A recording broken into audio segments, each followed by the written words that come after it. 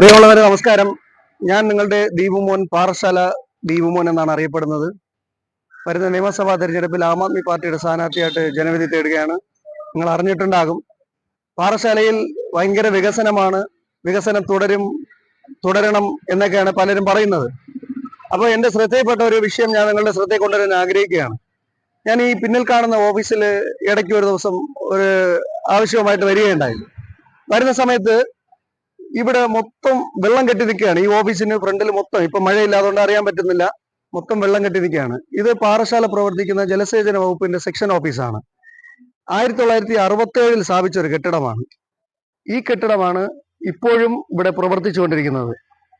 ഇങ്ങനെ പ്രവർത്തിക്കുന്ന ഒരു മണ്ഡലത്തിലാണ് ഭയങ്കര വികസനം എന്നൊക്കെ പറയുന്നത്. കുറെ കെട്ടിടങ്ങൾ കഴിഞ്ഞ MLA കാലഘട്ടങ്ങളിൽ നിർമ്മിച്ചിട്ടുണ്ടെന്നുള്ളത് യാഥാർത്ഥ്യമാണ്.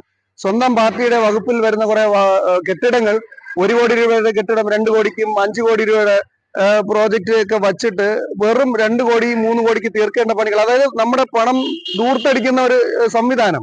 അത് ജനങ്ങൾക്ക് പ്രയോജനപ്പെടുന്ന രീതിയിലല്ല. വികസനമാകുമ്പോൾ എല്ലാ മേഖലകളിലും വികസനം പറയണം.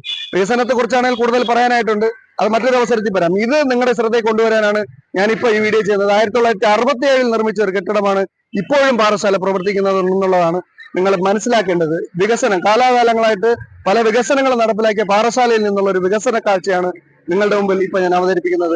Thank you.